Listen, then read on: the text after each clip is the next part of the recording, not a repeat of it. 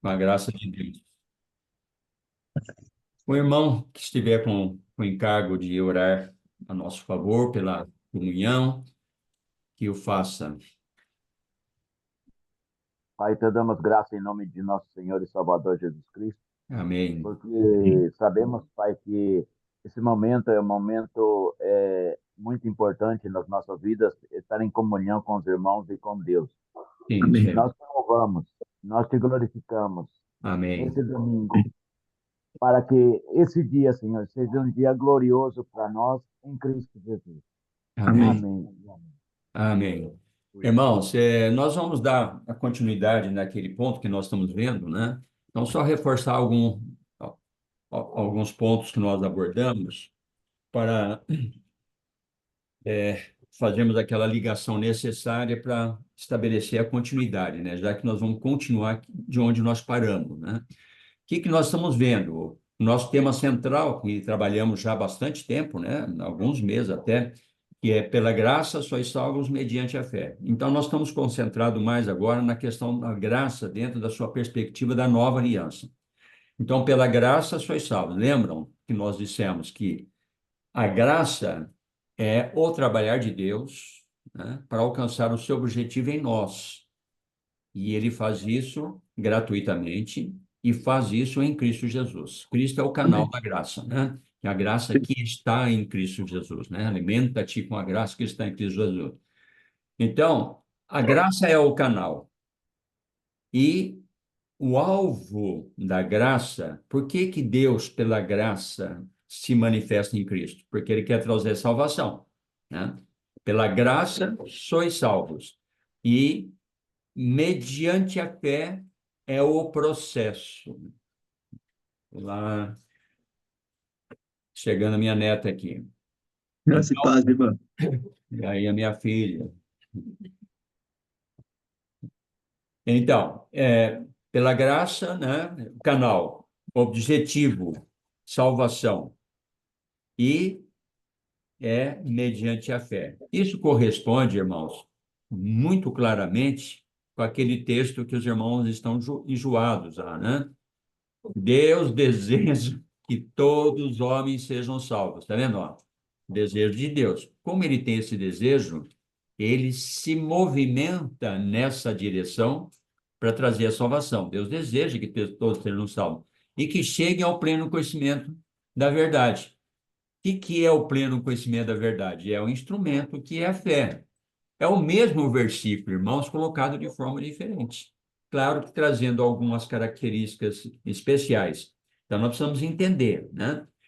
Então, a fé é fundamental para nós incorporarmos ou recebermos com realidade para dentro de nós, com efetividade, aquilo que Deus propõe alcançar, que é a salvação. Então, isso nós vimos. Agora, o interessante, irmãos, que nós abordamos, é só uma recapitulação bem rápida, que é falado no versículo 9 de Efésios capítulo 2, que fala, não de obras para que ninguém se glorie. Então, nós fizemos uma distinção com os irmãos em relação ao versículo 10, né? Que fala, pois somos feitura dele, criados em Cristo Jesus para boas obras, as quais Deus de antemão preparou para que andássemos nela. Então, nós temos dois tipos de obras aqui, e é nisso que está o nosso enfoque. Você tem uma obra que não é para praticar e uma obra que é para praticar. Fica bem distinto aqui. A obra que não contribui para a salvação, não de obras, essa é a obra da carne ou a obra da lei, ou a justiça própria. E você tem a obra que é para ser praticada e que é dita aqui que foi preparado antes da fundação do mundo, né? Depois nós citamos Tito 2,14, né? Um povo que foi remido pelo Senhor, né? Zeloso de boas obras. Então, essas obras é que é o nosso foco, é aquela que nós temos que fazer.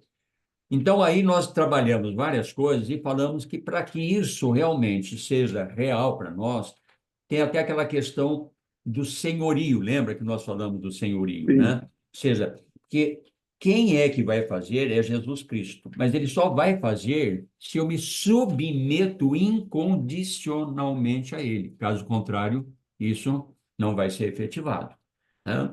Efésios capítulo 3, Efésios não, em Filipenses, né, onde nós estávamos, no capítulo 3 nós vimos, na última comunhão, o que nós estamos vendo lá, né? Desenvolvei a vossa salvação. Lembra que nós paramos nesse ponto, né? Desenvolvei a vossa salvação. O que é desenvolver a vossa salvação? Até perguntamos para os irmãos. Isso é ação de quem? Quem é que deve realizar essa exortação, que está no imperativo? Chegamos à conclusão que somos nós mesmos. Então, esse desenvolver a salvação faz parte dessa obra que nós estamos nos referindo. Ou seja, aí é algo que Deus quer que eu faça. Se é o que eu faço, é a obra. Só que essa obra, precisamos tomar cuidado para não confundir com a obra que não é para ser feita, ou da forma como é ser feita. Por isso que quando nós concluímos, eu falei, olha, o próximo tópico é obra, o fruto do crer. É o que nós vamos ver hoje. Obra, o fruto do quê? Do crer.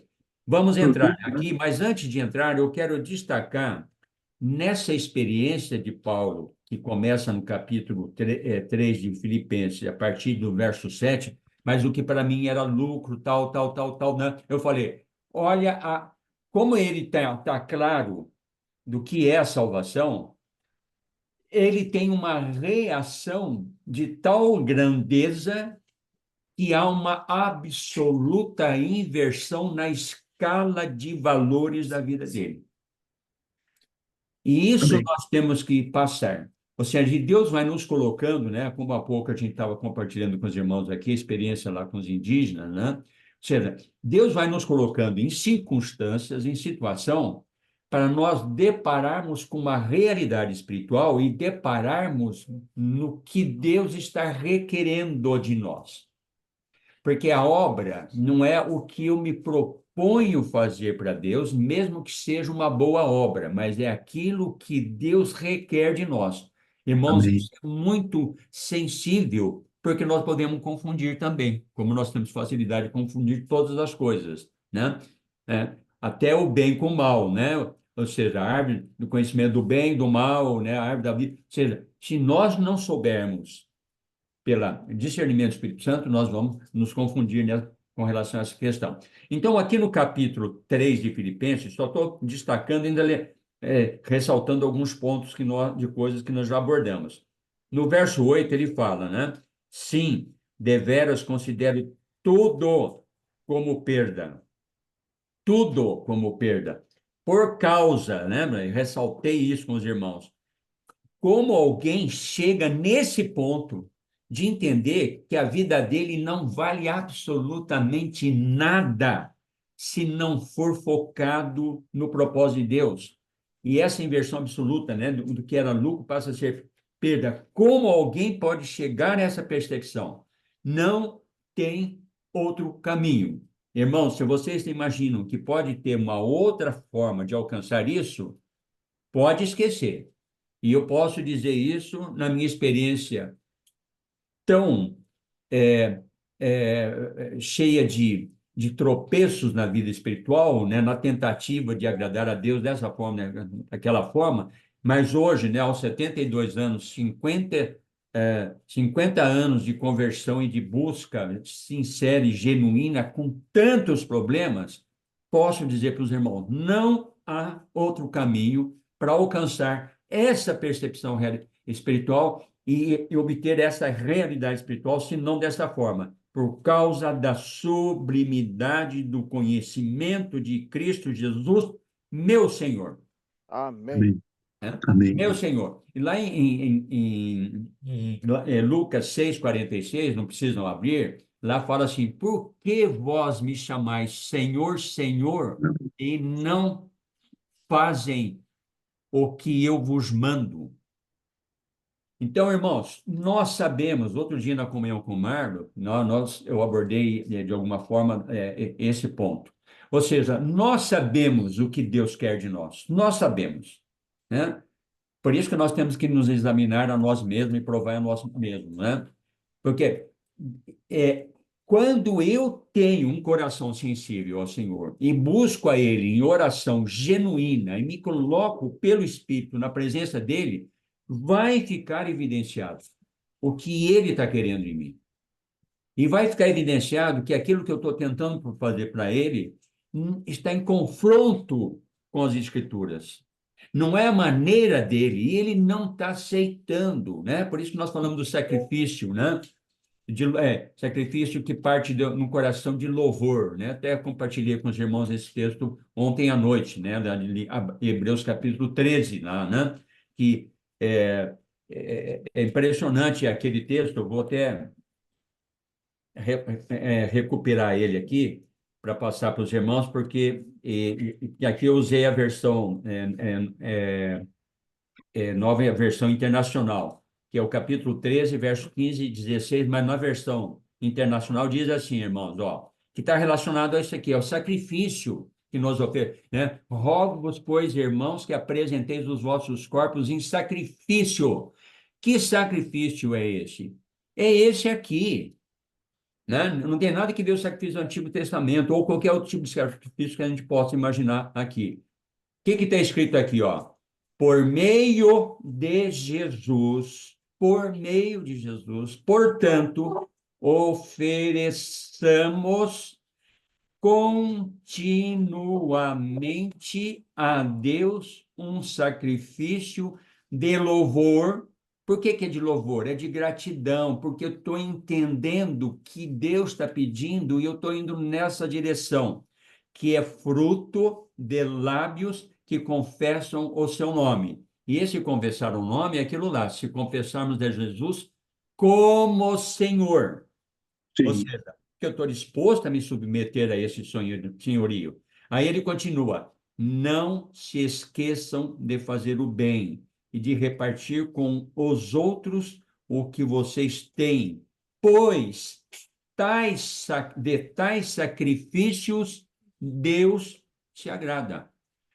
Que dúvida há do que é que Deus está requerendo de nós? Esse é um ponto, né? Ou seja, fica absolutamente claro de todas as coisas. Um outro ponto, irmãos, que eu acho importante destacar, que eu não abordei isso, mas é essencial, quando Paulo está tratando dessa experiência dele aqui, ele vai falar, né? Olha só, o apóstolo Paulo, a preocupação dele, a dedicação dele, e ele diz que eu sou modelo para vocês, né? Olha a grandiosidade disso. O que que é que ele vai falar no final do versículo 8 e do versículo 9 que nós destacamos, os irmãos vão se lembrar. Ele fala assim: e as considero como refúgio para ganhar a Cristo. Vocês percebem que há algo, como se está faltando algo, né? Não é que está faltando, ele tem a plenitude de Cristo, vocês sabem disso.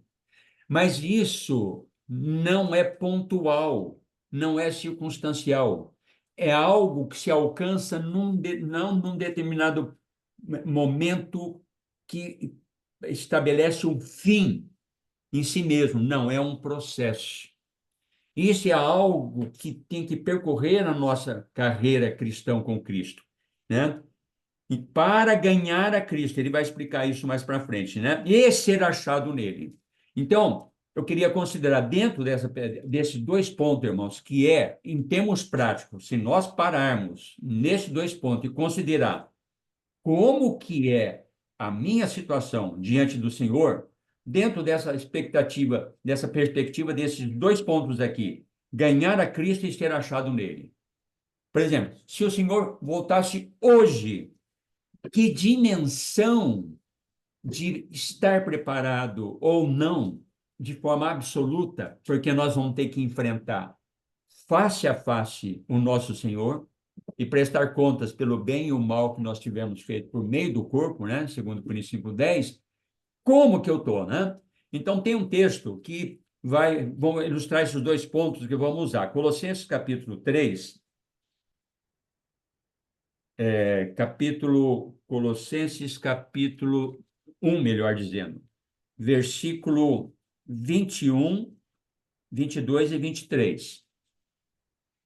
O apóstolo Paulo vai dizer assim: e a vós outros também que outrora éreis estranhos. É interessante, irmão. O que que era estranho? Nós não estávamos nem aí com o Senhor, né? Estávamos alheios à sua vida, né? Como Paulo vai Sem, falar sem Deus no mundo. é, é, sem Deus, né, no mundo, alheios, ignorantes, né, quanto ao conhecimento, né? Ó, Sim. éramos estranhos, ó, inimigos no entendimento. Vocês percebem aqui, irmãos? Inimigos do entendimento.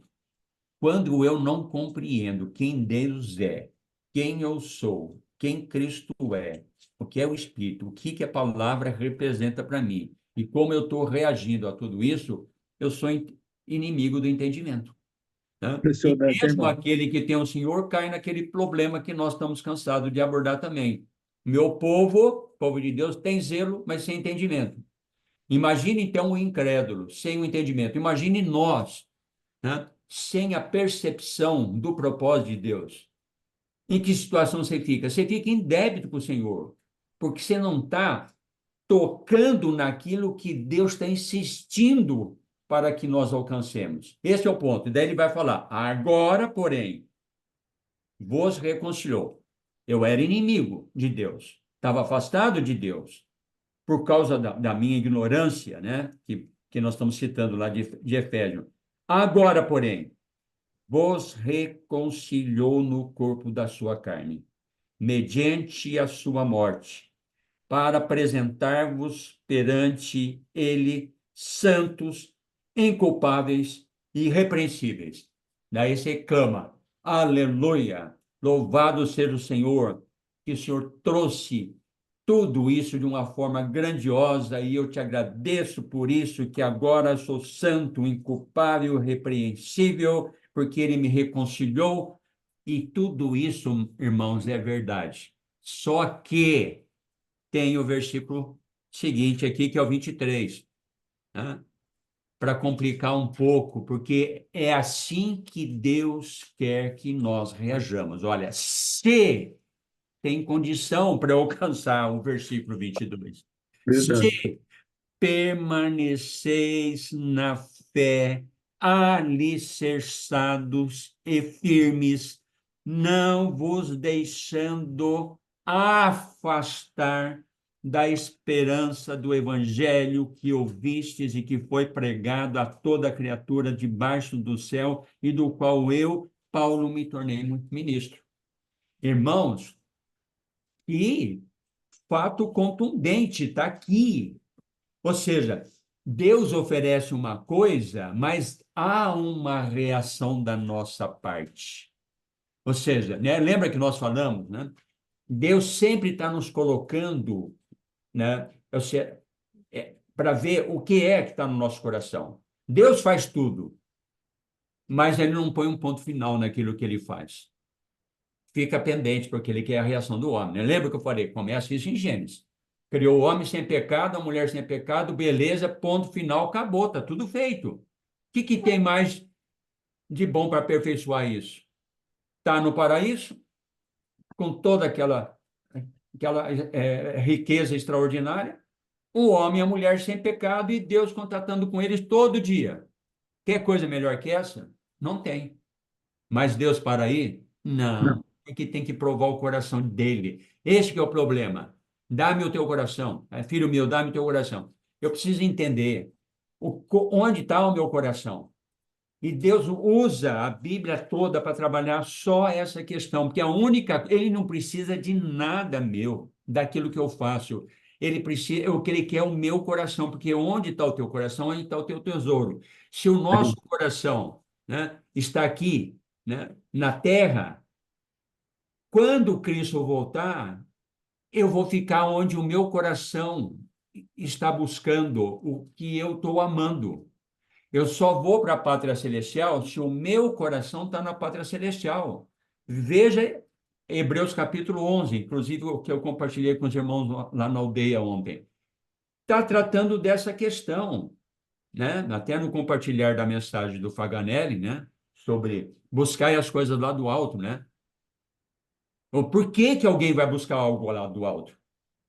Só vai buscar se o coração dele estiver nas coisas lá do alto, se o coração Sim. dele for lá do povo de Israel. Está todo mundo indo em direção à terra prometida, que é a nova pátria, né? A pátria celestial, novos céus, nova terra, representando lá em sombra. Todos eles estão indo nessa direção. Mas tem um problema sério, irmãos. Qual que é? O coração deles estava no Egito. É a mesma coisa conosco, né? A mesma coisa da mulher de Ló, né? De Ló, né? Mulher de Ló, né? Que sai de Sodoma e Gomorra, mas o coração Atende o dela não chamamento, né? sai de lá, né? Como Paulo fala em Gálatas, no capítulo 6, acho que é o verso 14, né? Que fala assim: eu estou crucificado para o mundo, e o mundo está crucificado para mim. Eu tenho que ter esses dois lados da verdade. Porque se eu estou crucificado com o mundo, né? Ou seja, não, eu me afastei do mundo. Eu já estou crucificado, não é porque eu morri com Cristo, então o mundo que jaz no maligno é inimigo de tudo aquilo que é de Deus. Então eu estou crucificado, mas essa é uma parte. A outra parte é que eu tenho que estar, o mundo tem que estar crucificado para mim. Porque se eu estou crucificado para o mundo, mas o mundo não sai do meu coração, não vai resolver. É a mesma questão. Outro ponto que eu quero abordar com os irmãos, dentro ainda do estudo, né, da semana passada, que está lá em Hebreus capítulo 3, é dentro da experiência do apóstolo Paulo que nós estamos considerando, tá, irmãos? Que como Paulo entende, eu preciso desenvolver a minha salvação. Está incluído tudo isso aqui que nós estamos vendo. Hebreus capítulo 3, que os irmãos conhecem bem também, mas são textos que há necessidade de se recorrer a todo momento. No versículo, só para lembrar, né? O versículo 6, não é esse que eu ia citar, mas vou citar só para fazer a junção. Cristo vai falar, o texto aqui vai falar algo maravilhoso para nós, que é realidade, é, efetiva na nossa vida. Mas veja bem o que, que é dito. Fala assim, Cristo, porém, como filho, em sua casa, que é a casa de Deus, né? A qual casa somos nós somos dessa casa. Aí vem, se guardarmos até a próxima semana, até o próximo estudo, né? É até o fim. Ou seja, é um ato contínuo. Ou seja, não é porque agora, nesse momento, nós estamos aqui num desfrute pleno com os irmãos, na palavra, no espírito, louvando ao Senhor, que a hora que terminar esse estudo, aí nós estamos liberados para ir fazer qualquer coisa. Não. Por quê? Porque o Espírito Santo continua permanecendo em nós igualmente da forma como nós estamos aqui. Aí entra Tiago. Ou seja, não sabeis que a amizade do mundo o torna inimigo de Deus? Ou não sabeis que o Espírito Santo habita dentro de vocês e ele, o Espírito Santo, tem ciúmes de vós? Sim. Então, onde eu estou, o Espírito Santo está ali dentro, participando daquilo que ele reprova, mas ele me ama. Mas aí há a consequência. Aí ele vai falar: se guardarmos firmes até o fim a ousadia e a exultação da esperança. Nós falamos na última comunhão que a esperança é o combustível da fé. Se eu não tenho algo para esperar, eu não preciso de fé. E o que eu espero é aquilo que eu não vejo, que eu não posso desfrutar agora, né? Não posso me apropriar, não posso, não é algo que eu tenho benefício concreto, é só mediante a fé, né? É o caso de Esaú lá que os irmãos conhecem, né? Ou seja, ele despreza aquilo que Deus valoriza, porque o foco dele é só terrenal. E quando nós vimos aqui a experiência positiva no capítulo 3 de Paulo, dentro da percepção dele, o que é desenvolver a salvação, ele apresenta o oposto, o contraponto aqui, que é daqueles irmãos que estão na mesma igreja de Filipos, e que o Deus dele é o próprio ventre. E são inimigos da cruz de Cristo, porque visto que só pensam nas coisas terrenas e produz essa tragédia. Agora, quando ele vai no próximo versículo, ele fala: nós, porém, a nossa pátria está nos céus, de onde aguardamos o Salvador, do qual transformará esse corpo de humilhação para ser igual ao seu corpo de glória. Olha que coisa impressionante, isso é para a eternidade. Quando ele coloca isso, ele está colocando o seguinte: tem dois grupos e tem um objetivo. Qual dos dois grupos é que vai alcançar o objetivo da pátria celestial que está sendo aguardado? São os dois grupos? Não. Basta ver os outros textos das Escrituras, inclusive de Paulo mesmo. Poderíamos usar até 2 Tessalonicenses, capítulo 1 e 2, que vai ficar claríssimo qual que é o resultado disso, que é uma tragédia, né? Está pela eternidade afastado de Deus em chama de fogo, né? Então, irmãos, é muito sério tudo isso. E agora o texto que eu ia usar, que é o verso 14. Porque, irmãos, nós vamos ver agora, daqui para frente, né? Já gastei bastante tempo, mas acho que necessariamente naquilo que nós já tínhamos visto, que nós vamos ver agora, o que é a obra? É o fruto do crer. E isso só pode ser possível em Cristo Jesus. Então, quando você ver o versículo 14, ele vai ilustrar perfeitamente o que eu preciso, como nós vimos, né? Sem mim, nada podeis fazer. O que eu preciso? De Cristo. Mas isso é suficiente? É, mas tem condição. Ao verso 14. Porque nos temos tornados participantes de Cristo. Pronto. Se eu tenho Cristo, está resolvido, porque é ele que faz todas as coisas. E, de fato, é assim. Mas, irmãos, a palavra de Deus é absolutamente clara. Se, de fato, guardarmos firmes até o fim a confiança que a fé que desde o princípio tivemos. Porque, irmãos, tanto em Colossenses quanto aqui, vai atrelar a questão da fé até o fim. Porque se não tem, não tem lá o que para mim era lucro, considerei como perda, sem a sublimidade do conhecimento de Cristo. Não tem. Não tem jeito, porque você nunca vai optar por isso sem a palavra, porque sem a palavra eu vou só ter uma maneira de reagir em relação ao suposto propósito de Deus. Vai ser pela minha maneira de pensar, pela minha emoção, por aquilo que eu ouço dos outros.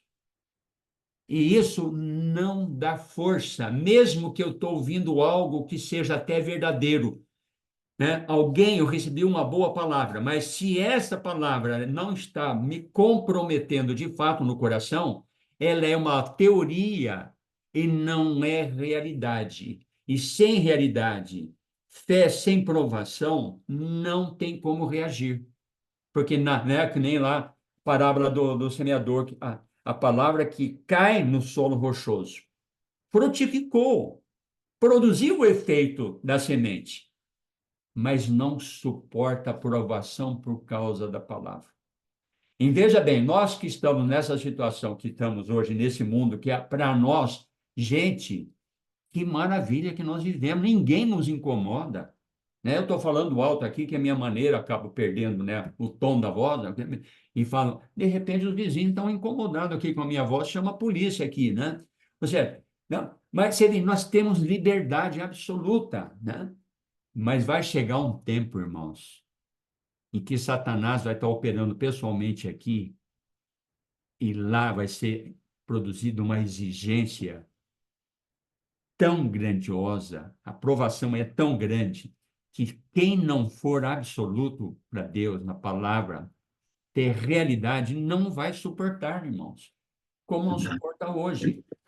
Né? Se hoje nós somos assim, né? Cristo fala, se me confessarem diante dos homens, eu confessarei diante do meu Pai que está no céu. Mas se me negarem diante dos homens, eu negarei diante do meu Pai que está no céu. Isso numa condição normal. Imagine numa condição de baixa de provação extrema, né? Muito bem, irmãos, vamos avançar. O que seria então a obra do crer? Eu quero agora ler versículos para que os versículos nos apresentem a solução do que é isso aí. O que é fruto do crer? Vamos lá para João capítulo 6, um texto que nós usamos, 6:29. João 6:29. Que diz assim: Respondeu-lhe Jesus, a obra singular. Eles perguntam, quais as obras?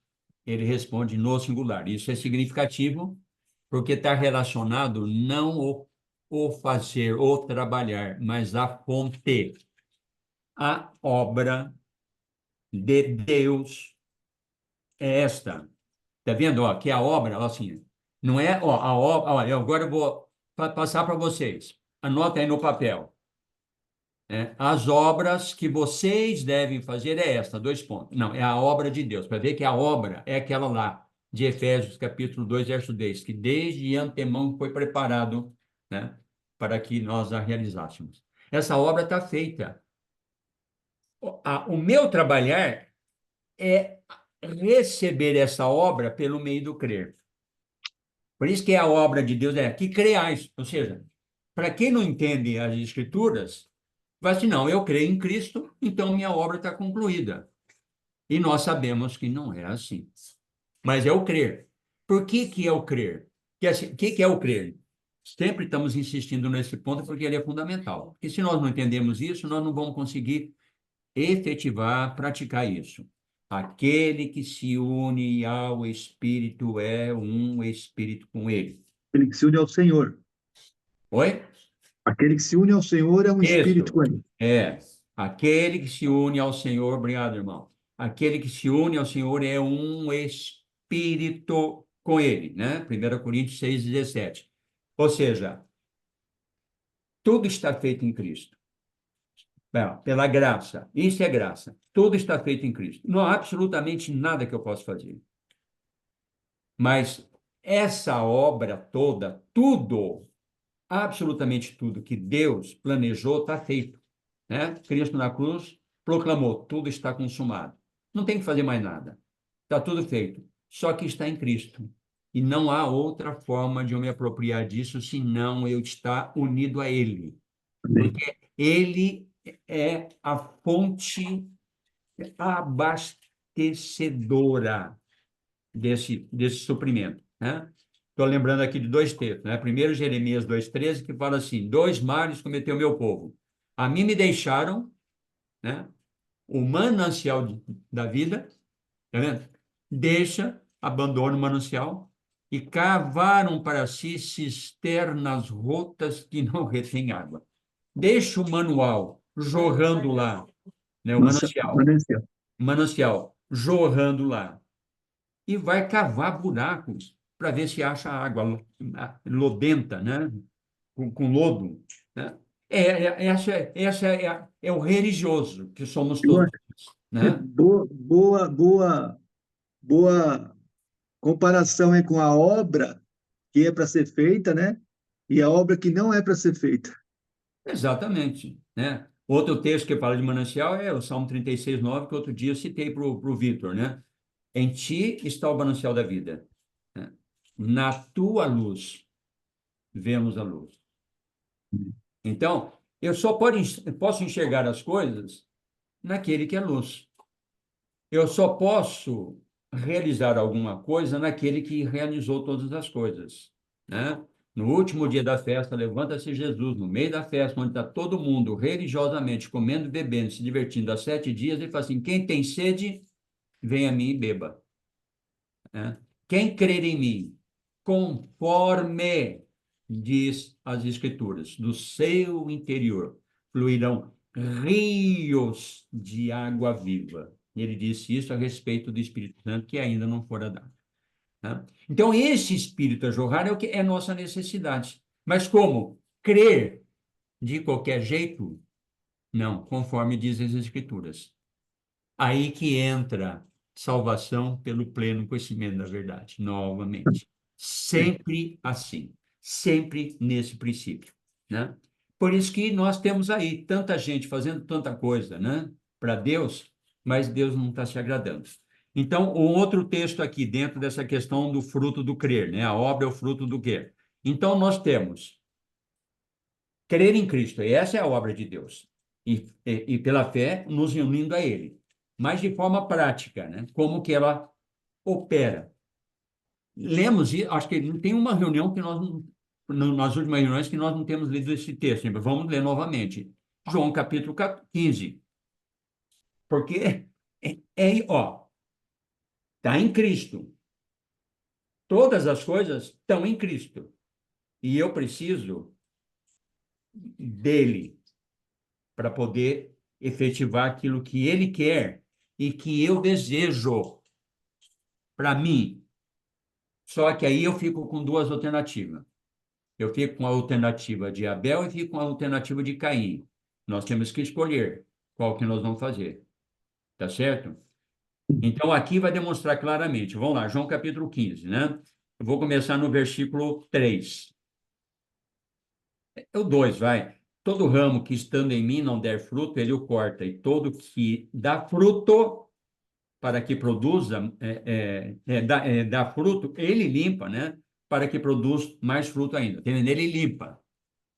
E como que ele limpa? Ele vai falar assim, ó, verso 3. Vós estáis limpos pela palavra.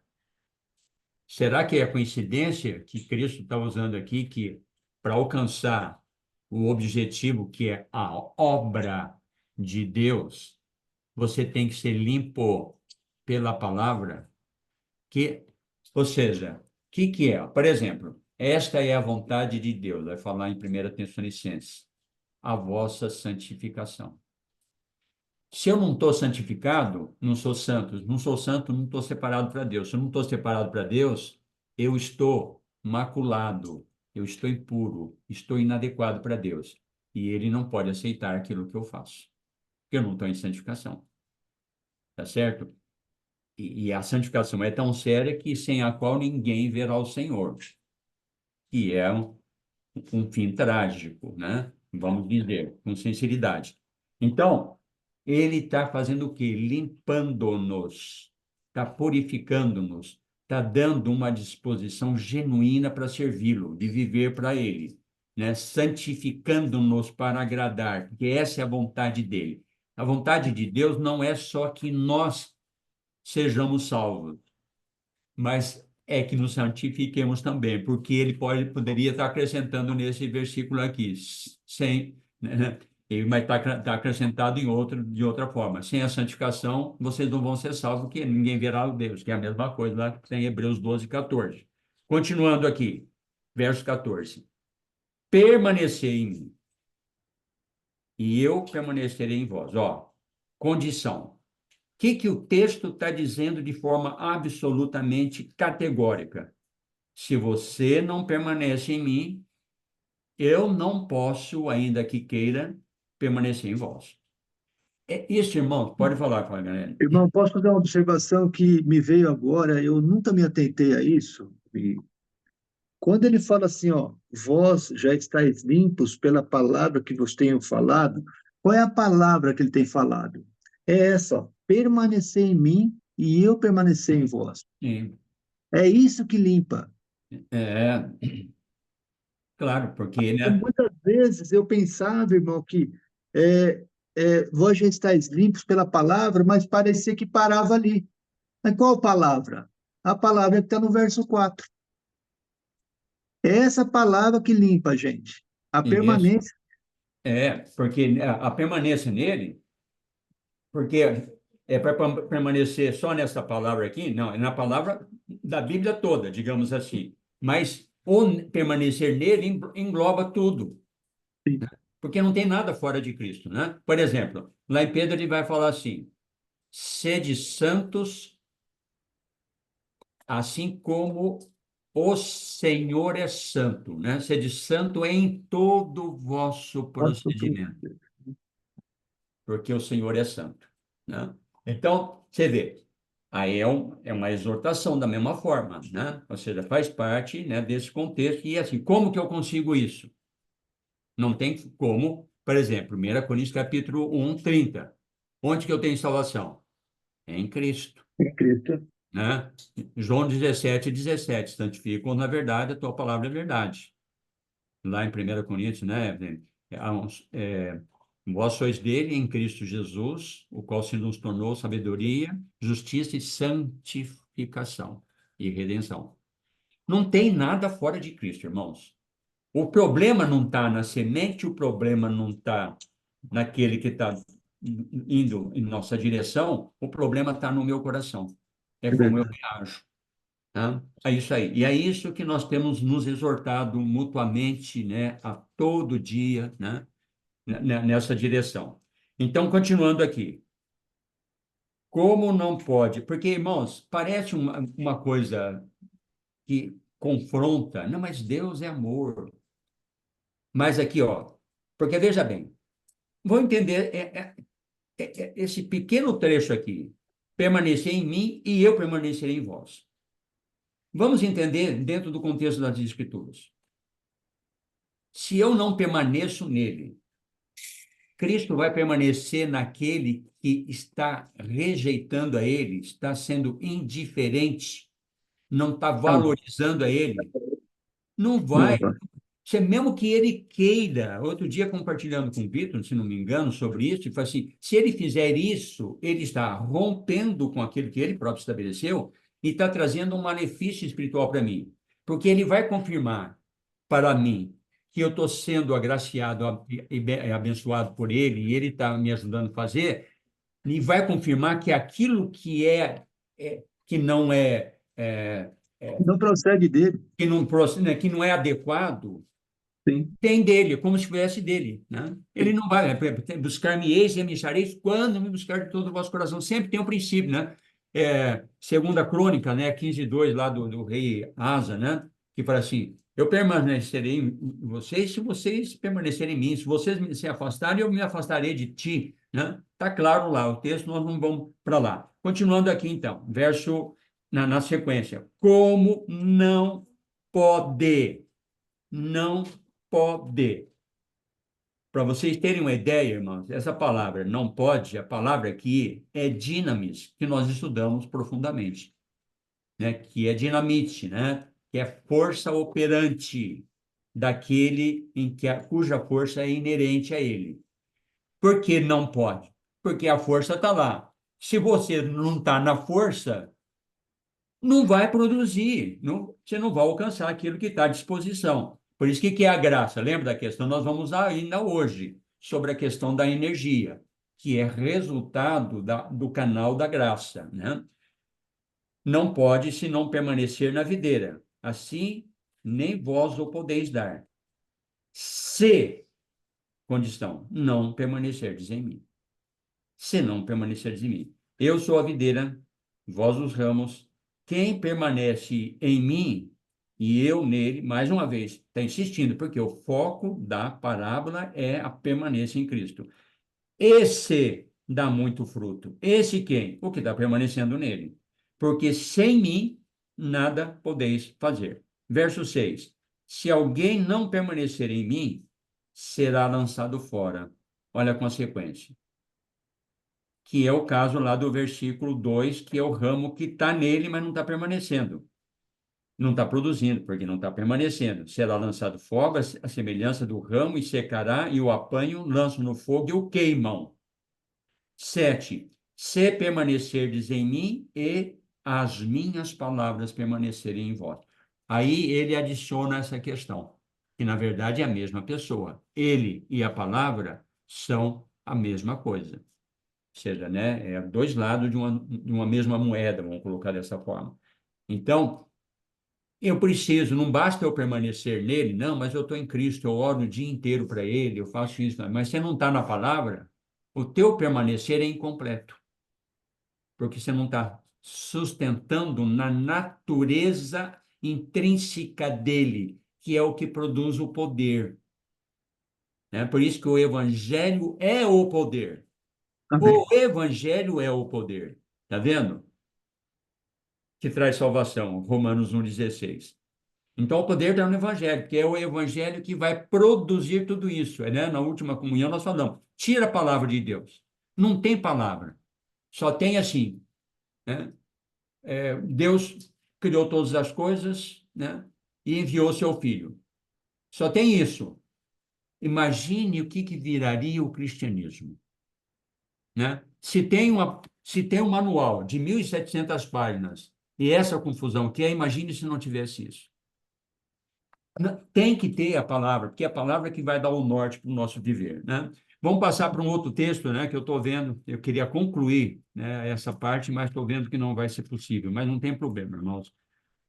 Antes eu ficava meio agoniado com isso, mas estou abandonando isso aí, porque estou vendo que não está resolvendo nada.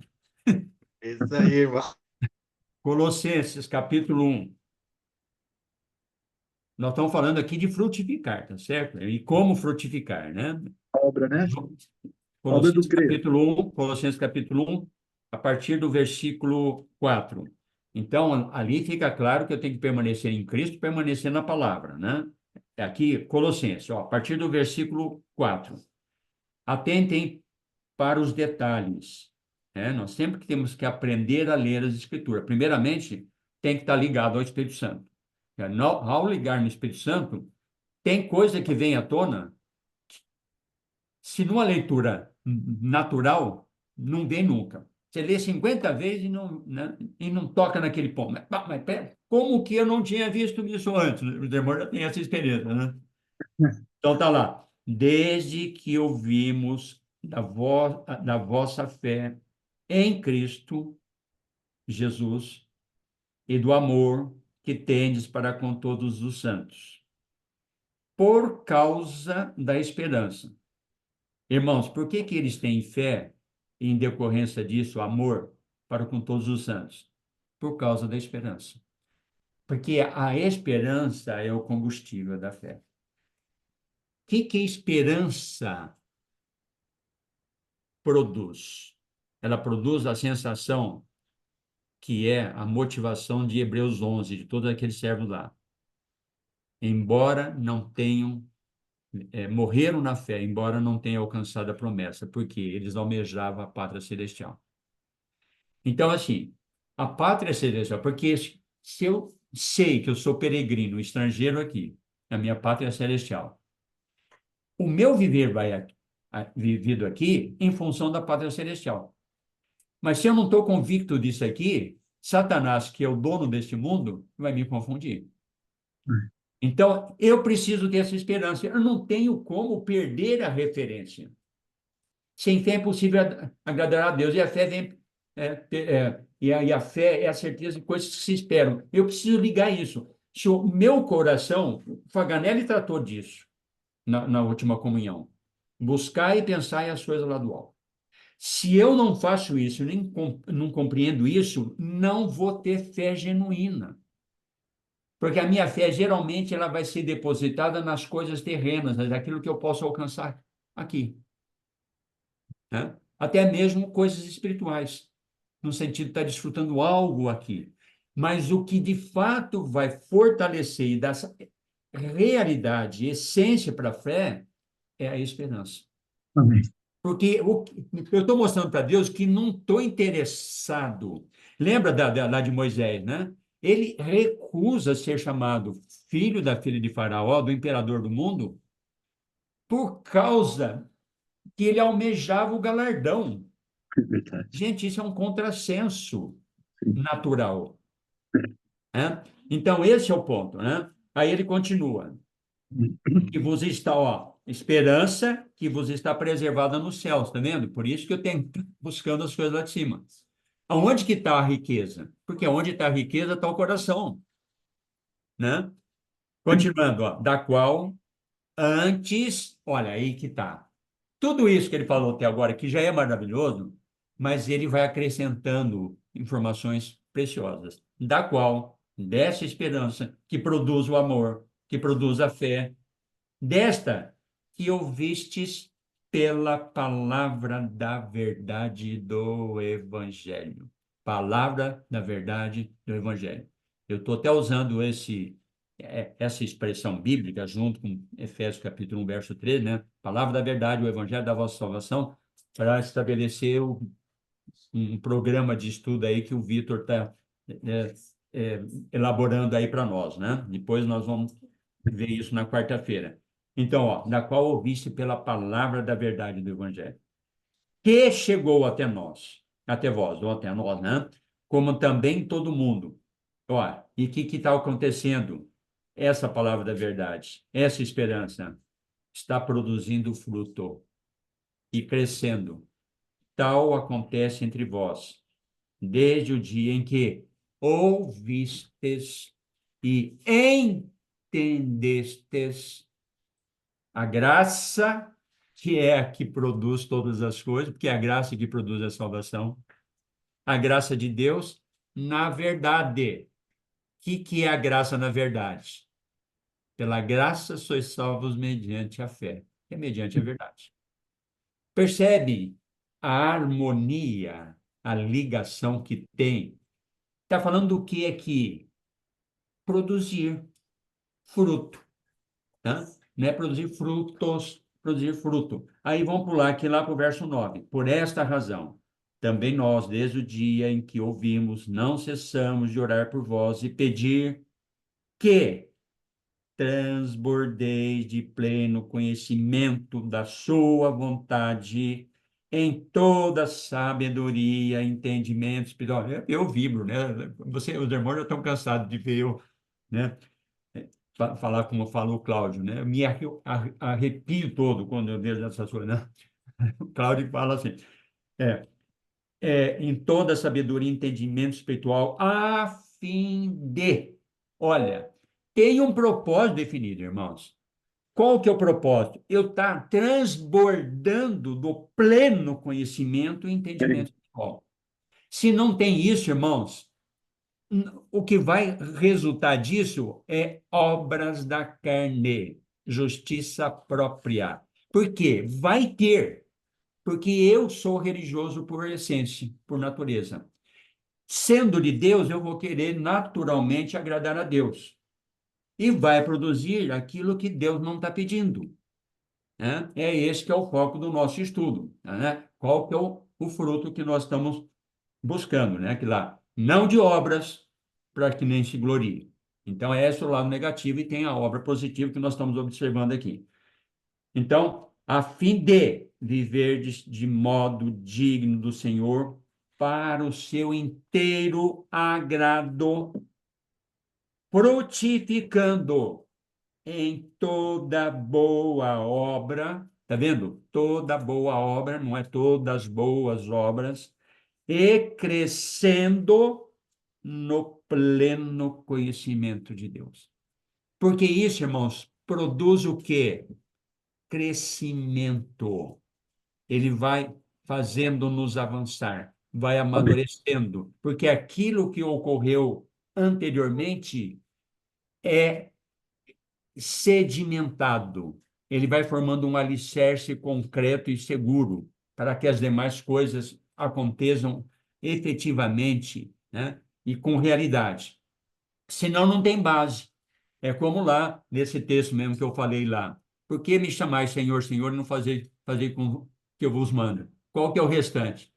Vai falar assim, aquele que constrói sua casa sobre a areia, vem o vento e derruba aquele que constrói sobre a rocha. Então, é isso que está dizendo aqui. Ou seja, se eu não estou sedimentando a minha fé naquilo que é palpável, qualquer ventinho vai derrubar tudo, né? Vamos passar para um outro texto agora, para concluir pelo menos essa parte aqui. Atos capítulo 5, verso 32.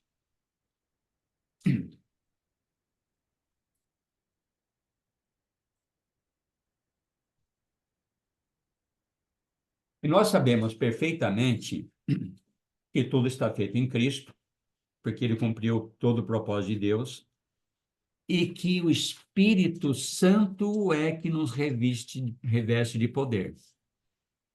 Lembram Efésios 3? Eu oro para que vocês sejam fortalecidos, fortalecido, que é decorrência desse poder. tá certo? Não, fortalecidos com poder, né? Olha lá, o poder, né? Fortalecido com poder. A palavra lá pode é dinamis, né? Dinamite lá, que é a força inerente daquele que tudo pode, né, realizar. Fortalecido com poder no homem interior. E assim habite Cristo no vosso coração. Não, é isso, né? No homem interior, mediante, ficou faltando, mediante o Espírito Santo. Mediante o Espírito Santo, e assim habite Cristo no vosso coração. Como Cristo vai habitar no meu coração? Pelo operar do Espírito Santo. Por isso que é assim, quando nós temos lá, Gálatas 5, nós vamos ler também, né? 5,16. E depois eu vou abordar um pouco mais. Andai no Espírito, e jamais satisfareis a vontade da carne. Então, eu ando no Espírito para não fazer a vontade da carne. Porque ao andar no Espírito, o que está acontecendo? Cristo vem à tona, digamos assim. Eu abro a porta para o Espírito que está habitando no coração. Aí o coração, onde está o coração? Né? Aí está o teu tesouro. Onde está o teu tesouro? Aí está o coração. Se o tesouro é Cristo, ao abrir o coração, vai ser manifestado a pessoa de Cristo que está em mim, porque eu estou unido a ela. Né? Então, Atos 5,32 está relacionado a isso. Porque olha o que diz o verso 5,32 de Atos. Ora, nós somos testemunha desses fatos, e bem assim o Espírito Santo que Deus outorgou aos que lhe obedecem. Aí tem aquele ponto, irmão. Ó, eu não posso fazer nada sem o Espírito, né? Andar no Espírito jamais está diferente da vontade da carne. Certo? Ó, porque a carne milita contra o Espírito e o Espírito contra a carne. Porque são opostos entre si. E o que vê logo a seguir? Para que porventura não façais o que seja do vosso querer. Se eu não estou no Espírito, o que vai prevalecer na minha vida é fazer o meu querer. Agora, quem que vai fazer isso? É o Espírito que está operando em mim. Agora, para o Espírito operar em mim, tem condição ou não? Tem Qual que condição? é? Obedecer, obediência. Obedecer. Obedecer. Ou seja, porque se eu não obedeço, eu não me posiciono em Cristo. O que é não obedecer? É fazer a minha vontade, nem a vontade de Deus. E aí você tem milhares de textos que confirmam isso, né? Ele se tornou o autor da salvação para todos aqueles que estão obedecendo. Se alguém quer vir após mim, negue-se a si mesmo, tome a sua cruz e siga-me. Porque quem quiser salvar a sua vida, perderá. Ou seja, tem uma condição. Eu tenho que romper comigo mesmo. Esse é a cruz, esse é o preço que eu tenho que pagar. E, ó, primeiro é assim, a grande dificuldade nossa é sair de nós mesmos. Porque nós nos amamos. E tudo que eu faço me traz prazer. Então, como o homem não pode ficar vazio, ele tem que estar cheio de alguma coisa. Como ele não está cheio de Cristo, não vai ficar vazio o coração dele. Ele vai ter que preencher isso com alguma coisa. E quando não é de Cristo que você preenche, quem é que vai preencher esse espaço? Imediatamente, não vai perder tempo, não. Não vai, não. Satanás. Satanás. Né? Lembra lá daquela parábola, né? Que o demônio que saiu de uma casa vai e volta para lugares áridos, mas daí volta e encontra aquela casa de onde ele saiu limpa e varrida. E aí ele chama 7 outros espíritos pior que ele vem penetra lá. Por quê? Porque o seu estado posterior é pior do que o anterior, que está em 2ª Epístola de Pedro, capítulo 2. Certo? Que depois de tendo recebido o pleno conhecimento de Deus, voltam para trás. É isso aí. Ou seja, está limpo, mas como o coração dele não está adequado, ele vai abrindo brecha, né? Então, Satanás vai ocupar esse espaço. Então, isso é muito sério, né? Vamos agora, quando fala lá, vamos voltar para Gálatas, só que para destacar um ponto aqui, importante. Gálatas, capítulo 5.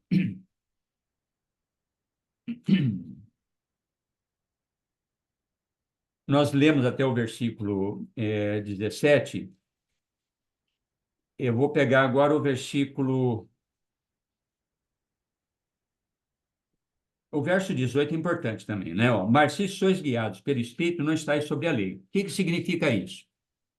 Se você não está no Espírito, automaticamente, para o crente, né? Aqui não estou falando do incrédulo, porque o incrédulo, se não está em Cristo, ele está no diabo, né? E o crente que está querendo agradar a Deus, se ele não está no Espírito, onde ele está?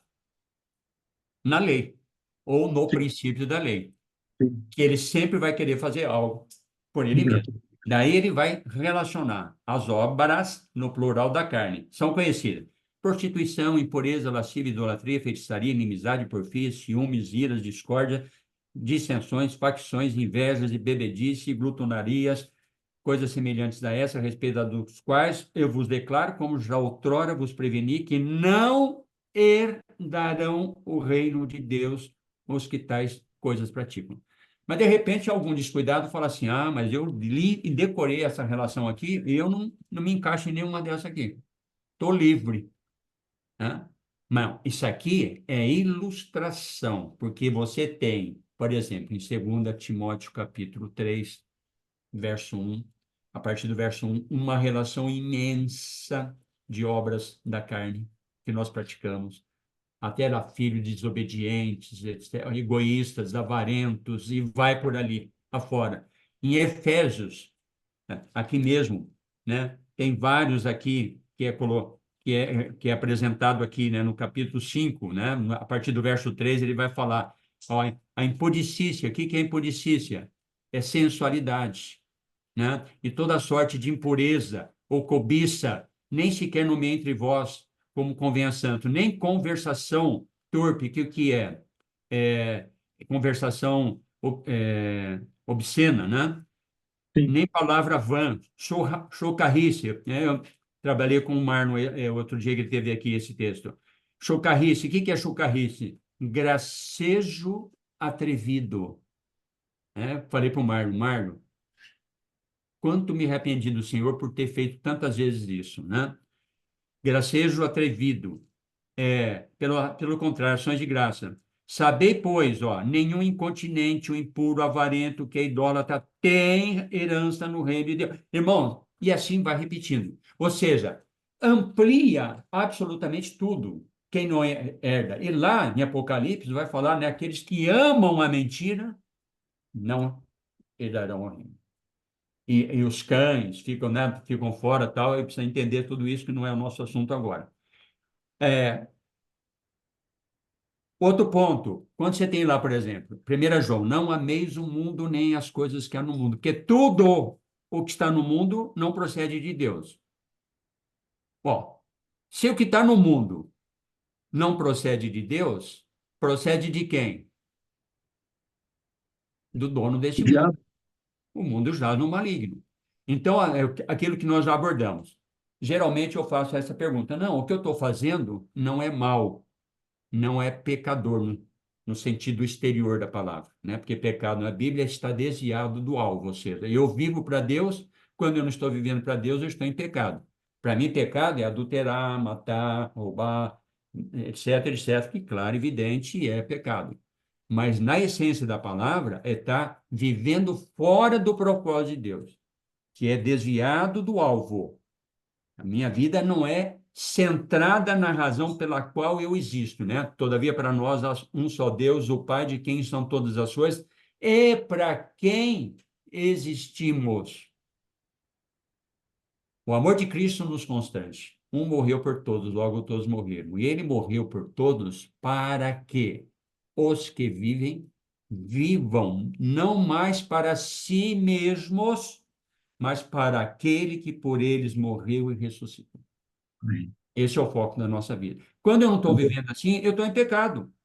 Sim. Estou desviado dele. E se eu estou desviado de Deus, desviado de Cristo, eu estou desviado daquilo que ele representa.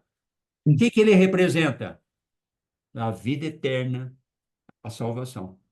Não é que eu perdi isso. Não, eu simplesmente me afastei disso. Por causa da escolha que nós estamos fazendo. Então, temos que entender. Tudo o que está no mundo não procede de Deus. Agora, Satanás é sutil. Você acha que Satanás vai usar alguma coisa que vai me afrontar, né? Como a gente costuma falar. Olha aqui, eu sou o diabo. Olha aqui meu chifrinho. Olha o meu tridente na mão aqui. Olha o meu rabo aqui com a lança na ponta aqui. Eu vim aqui para atazanar a sua vida. Satanás faz dessa forma? Não. Não, ele vem de maneira gostosa, É, atraente, né? ele Por vem quê? Porque ele vai seduzindo, irmão. nos enganar, vai nos confundir, vai nos atrair e vai fazer sorrateiramente nos afastar de Deus, porque Verdade. Somos substituí-lo. tentados da nossa cobiça, né? Que fala lá em Tiago, né? Exatamente, né? Ninguém é tentado por Deus, porque Deus a ninguém tenta, mas cada um é tentado pela sua própria cobiça, ou seja, pelo seu próprio desejo, que o atrai, o seduz, e depois de concebido o pecado, ou seja, eu acabo aceitando aquilo que Satanás me ofereceu, porque o meu coração deseja aquilo, gera morte. Verdade. Aí é terrível. Então, irmão, nós precisamos tomar cuidado sobre essa questão, né? Do que é a obra de Deus e a obra que não é de Deus e os resultados que ela produz, né? E Tiago, que nós já citamos, né? Não é mesmo o mundo, porque quem ama o mundo faz-se amigo dele. E quem é amigo do mundo é inimigo de Deus, que não é pouca coisa, né? Porque o Espírito que habita em nós tem ciúmes de nós, né? Precisamos estar claros sobre isso. Não dá tempo para nós abordarmos, mas quando a gente vai para Romanos 8, vai falar: os que são guiados pelo Espírito Santo é que são filhos de Deus. E o capítulo 8 está falando da ruiostesia. O que que é? Da colheita dos filhos de Deus pela ressurreição para pertencer para a família de Deus na eternidade. Então, para eu ser filho de Deus, eu preciso andar pelo Espírito Santo, né? Porque ele já está falando exatamente da ressurreição, que é a redenção do corpo, né? Que não é o nosso assunto hoje, mas eu vou parar aqui, irmãos, ficou faltando uma pequena parte, mas eu coloco, introduzo na outra abordagem que a gente fizer. Então, amém, graças ao Senhor, os irmãos ficam Amém. com a palavra.